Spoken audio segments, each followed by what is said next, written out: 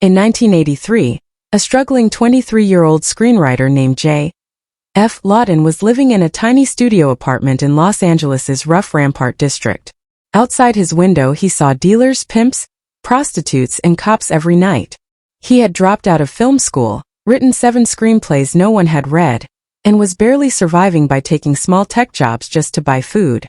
One of those jobs changed his life.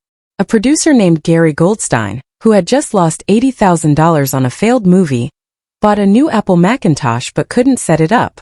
A mutual friend sent Lawton to help. Over 3 weeks, Goldstein learned that the quiet young man fixing his computer had a pile of unread scripts. He asked to see one, liked what he read, and soon told Lawton, "Forget the agent. You're good. I want to work with you." From that moment came 3000, the dark, gritty script that would eventually become Pretty Woman. Lawton was asked to write a romance but make it real. Something raw and grounded in the streets he saw every day. What emerged was no fairy tale. 3000 was the price a wealthy businessman, Edward, paid a sex worker named Vivian for 1 week of her time. The story unfolded like a transaction, not a dream. Vivian wasn't the charming, bright woman we later saw on screen. She was a broken cocaine addict, worn down by years of surviving on Hollywood Boulevard. She didn't brush her teeth, she didn't believe in love, and her best friend Kit was dying from drug abuse. In the original ending, Kit overdosed and Edward, after using Vivian, threw money at her and left her screaming in an alley. There was no rescue, no redemption, only despair.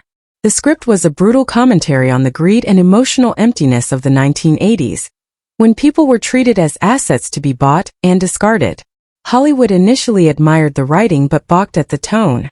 Disney, through its Touchstone label, bought the script for $17 million but ordered major changes.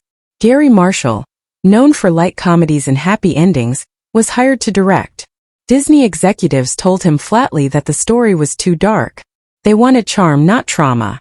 What had begun as a grim social critique about money and exploitation was to be reshaped into a romantic comedy.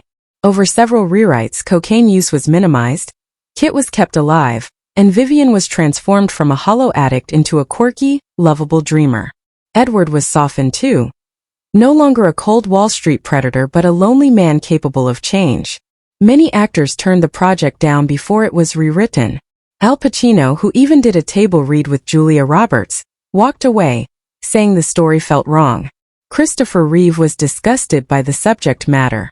Daryl Hannah called it degrading. Michelle Pfeiffer, Diane Lane, and Winona Ryder all passed.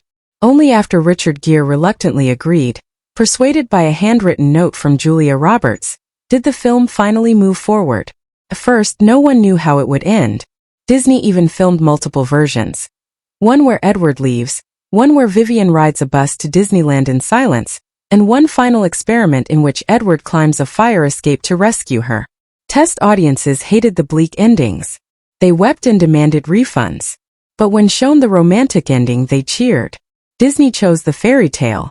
When Pretty Woman premiered in March 1990, it became a phenomenon, earning over $463 million worldwide, and selling more than 42 million tickets in the US alone. Julia Roberts became America's sweetheart, and the film was hailed as the ultimate Cinderella story.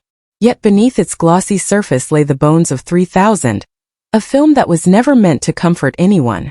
Feminist critics later argued that the transformation was dangerous, that it turned a story about exploitation into one that rewarded obedience and prettiness. Instead of showing the harsh realities of sex work, it sold the fantasy that a rich man's approval could save a woman from poverty. Film schools began teaching 3000 as a lesson in how Hollywood sanitizes uncomfortable truths.